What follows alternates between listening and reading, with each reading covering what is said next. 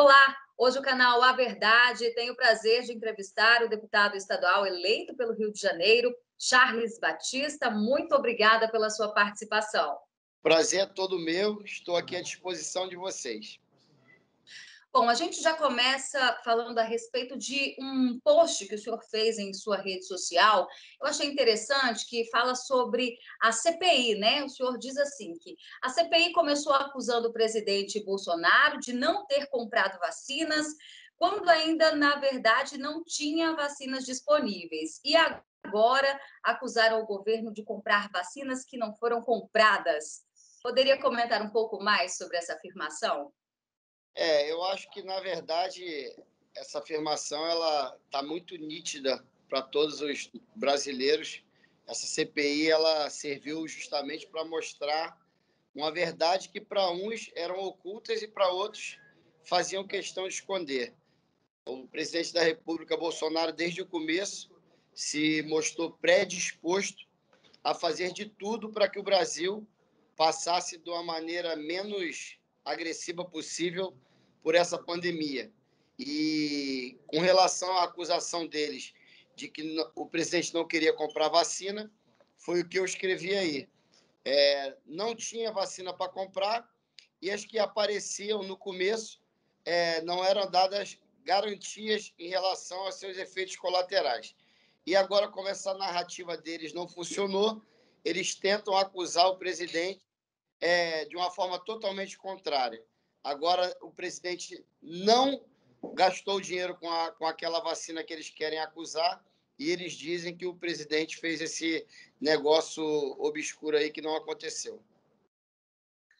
Inclusive, se a gente for aí datar, né, essa questão cronológica do que vem ocorrendo das narrativas na CPI, nós tivemos a fase da cloroquina, também teve a questão do gabinete paralelo, do orçamento, e veio essa questão agora da Covaxin. O senhor acredita, nenhuma emplacou, na verdade, né? O senhor acredita que há necessidade de se prorrogar essa CPI por mais 90 dias? Eles vão ficar tentando de tudo, né? Para que eles consigam, através da narrativa deles, provar uma coisa que não aconteceu. Então, como que se prova que não aconteceu? Não tem como. Agora, tentam convocar pessoas, tentam criar histórias, ou seja, de toda maneira, para poder tentar tomar o poder. Nunca foi pela saúde, sempre foi pela tomada de poder. E eles estão dispostos a fazer qualquer coisa para isso, mas graças a Deus tem servido a cada dia para nos fortalecer e mostrar que nós estamos no caminho certo, apoiando um homem íntegro e honesto que a todo momento tenta mudar o nosso país. Pois é, deputado. Inclusive, eles perseguem até a família do presidente Bolsonaro. Como que o senhor vê essa questão? Eles estão dispostos a fazer qualquer tipo de jogo sujo, expondo a vida particular das pessoas, levando a discussão para um campo que não é o campo político. Isso retrata o total desespero deles. E o senhor que é da Polícia Rodoviária Federal, como que o senhor vê aí os desafios com relação à segurança pública no estado do Rio de Janeiro e também, né, além da cidade que o elegeu, a questão da segurança no nosso país? No que diz respeito ao governo federal, os números já têm mostrado a evolução do nosso país no que diz respeito à segurança pública. Inclusive, assim que o presidente da República assumiu, no começo você via que os índices de homicídio eles eram muito elevados, assim como roubo de carga. Isso tudo diminuiu drasticamente. Com relação aos estados, em especial ao Rio de Janeiro, infelizmente, há áreas que precisam ser tratadas de uma maneira mais específica, mas eu tenho certeza que as coisas vão melhorar. É o que a gente espera, né? Bom, e a gente tem ouvido muito falar agora em relação ao turismo do crime, ou seja, existem criminosos fugindo de outros estados e vindo para o Rio de Janeiro, indo para o Rio de Janeiro, que na verdade quem está aí no Rio é você, né? A decisão do ministro Fachin de proibir operações nas comunidades pode ter criado ilhas de proteção para o crime organizado? É devido a essa perseguição que acontece hoje no nosso país para aqueles que falam a verdade, diga-se de passagem, as críticas ao STF, eu prefiro até me policiar. Bem, é verdade que essas decisões têm sido tomadas, principalmente pelo ministro Fachin, em nada ajudam o combate ao crime, pelo contrário, infelizmente, tem fortalecido as facções e a criminalidade de um modo geral. E com relação às manifestações que vimos aí no último final de semana, né? Nós vimos aí policiais que foram atacados em São Paulo durante a manifestação. Qual que é a sua opinião sobre esses ataques constantes àqueles que trabalham para garantir a segurança do povo?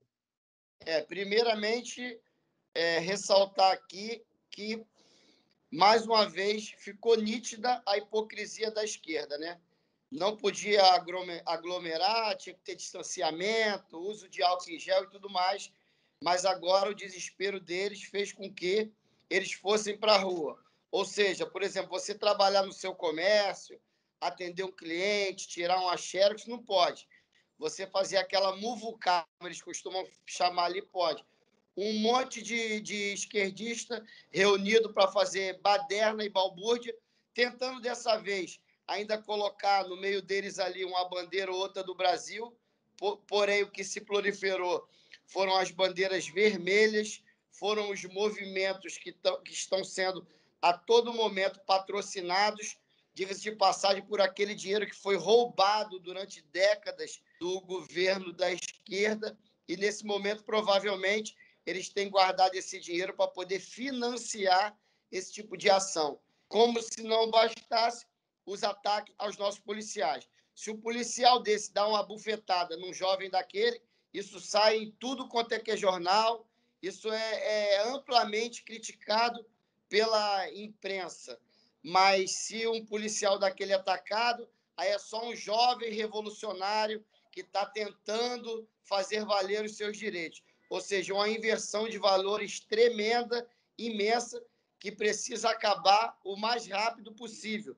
Eles estão fazendo aquilo que, desde o momento, o criador da esquerda, Gramsci, falava: não tomemos os quartéis, tomemos as escolas e universidades. E muitos desses jovens alienados vão para ali sem nem saber aquilo que estão falando ou sobre o que estão lutando, com bandeira de Marx e de todos aqueles idealizadores esquerdistas, tentando a todo momento destruir a família, a moral, a ética, os bons costumes, e aquela cena deplorável que você viu no final de semana, de depredação, quebra-quebra, briga entre eles, e alguns veículos de imprensa ainda têm a coragem de noticiar e dizer que foram manifestações pacíficas, ou seja, um tremendo absurdo.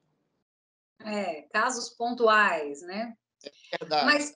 Mas além disso também, o senhor não acredita que chega a todo esse ponto porque existem leis que favorecem os bandidos? Com certeza, né? Infelizmente, a gente precisa urgentemente rever o nosso Código Penal. O nosso Código Penal é totalmente voltado para a impunidade.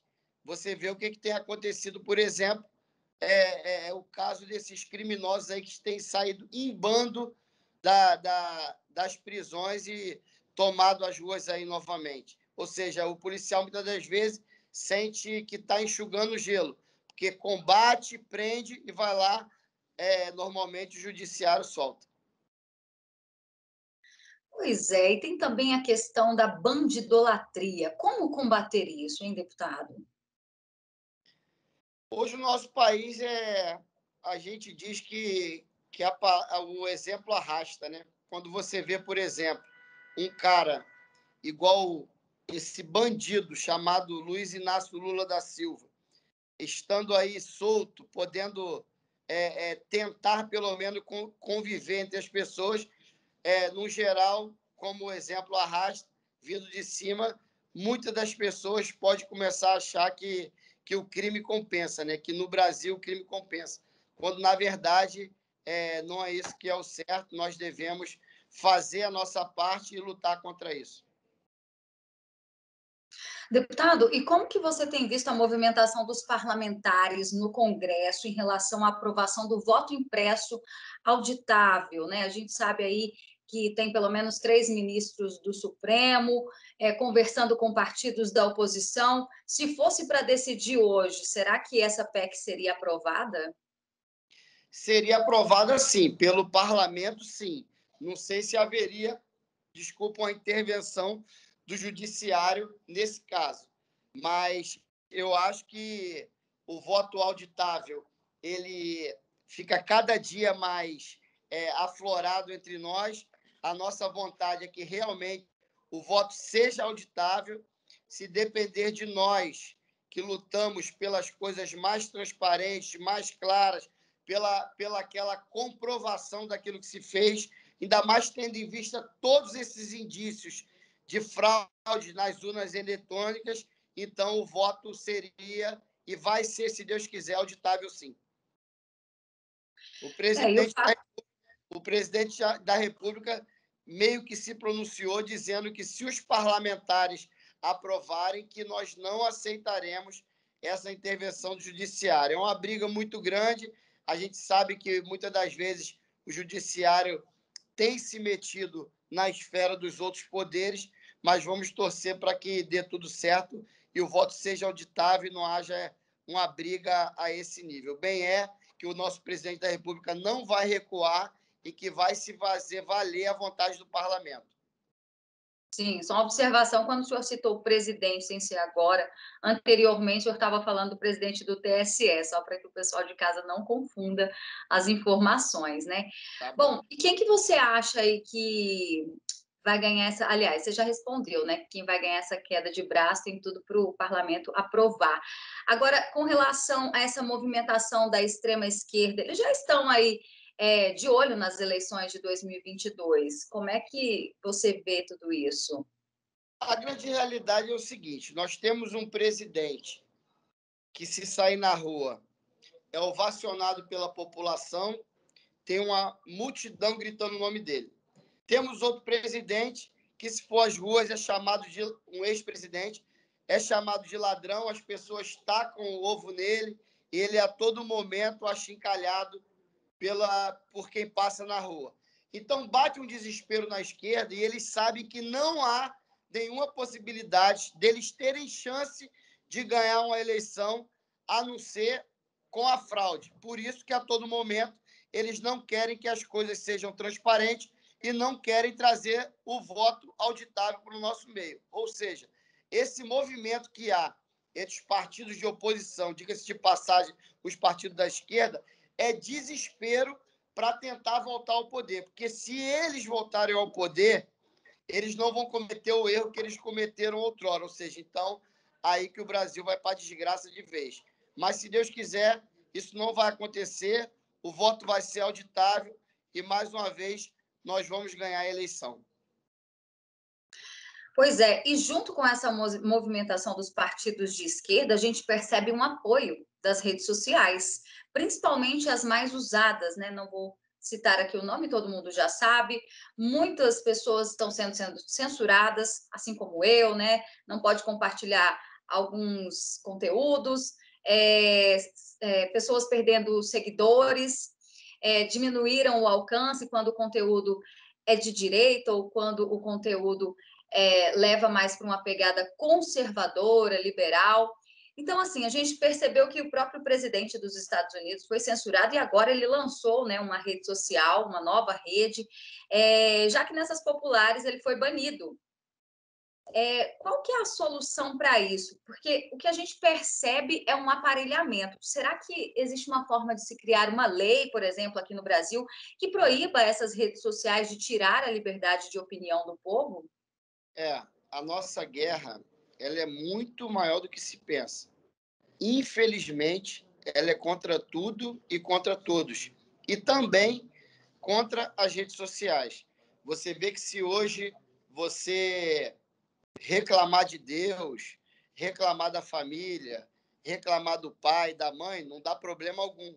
Se você falar, por exemplo, sobre homossexual, ou que você respeita, mas que você não quer para sua família, você é amplamente criticado, como você falou, de certa forma, perseguido nas redes sociais pela própria rede social.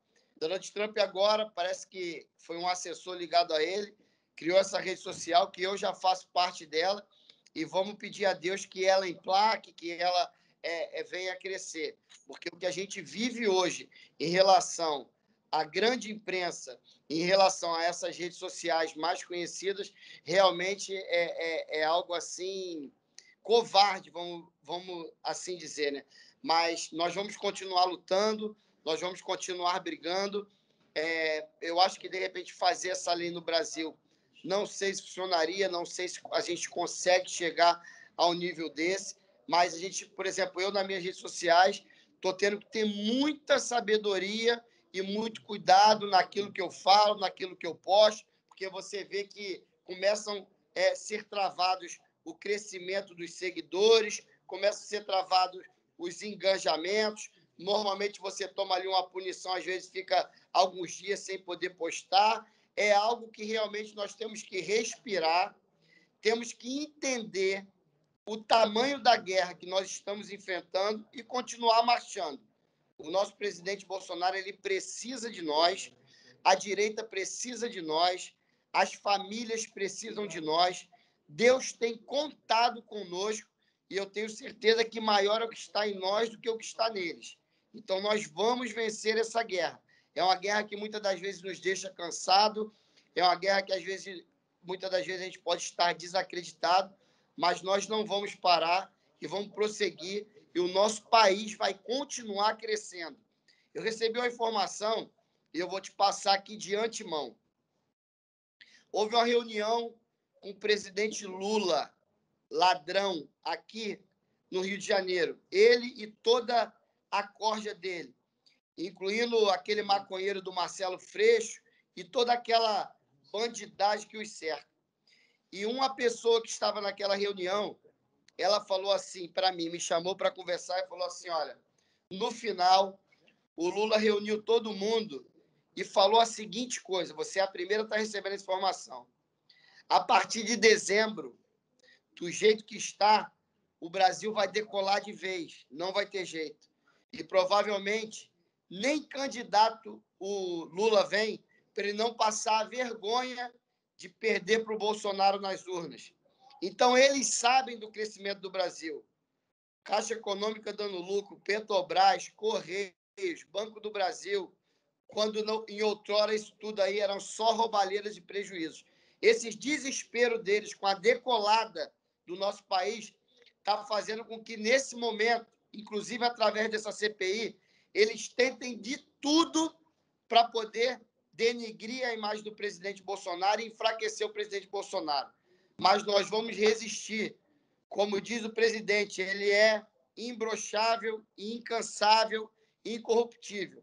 Nós temos a certeza que o Brasil está no caminho certo, que nós vamos resistir, vamos vencer essa batalha, como eu te falei, por Deus e pelas nossas famílias. Deputado, e eu acredito que a principal batalha nesse momento é ali no Congresso, é o voto impresso auditável. Inclusive, eu quero lembrar as pessoas que estão nos assistindo que está aberto para consulta pública, para que você vote, se você é favorável a ter mais transparência nas eleições já para o ano que vem. A gente vai deixar até o link aqui para que vocês possam, você que ainda não votou nessa consulta pública, é muito importante participar disso, não é mesmo? É muito importante porque os parlamentares são muitas das vezes movidos, e tem que ser, pela opinião popular. Quando eles virem um volume muito grande ali de pessoas querendo essa transparência, querendo voto auditável, aqueles que talvez possam estar em dúvida vão debandar para esse lado daquilo que é transparente, que é certo, que é ético, que é honesto, que é o voto auditável. Para que não aconteça igual na última eleição, onde vários parlamentares tiveram dúvidas e muitas das vezes até provas de que houve fraude nessas urnas eletrônicas. Então, é muito importante que as pessoas realmente acessem esse link que você estará deixando aí para darem as suas opiniões. E é isso. Muito obrigada pela sua participação hoje aqui conosco. Obrigado também, eu que agradeço, estarei sempre disponível. Hoje, então, conversamos com o deputado estadual eleito pelo Rio de Janeiro, Charles Batista. Eu sou Berenice Leite, direto de Brasília, para o canal A Verdade.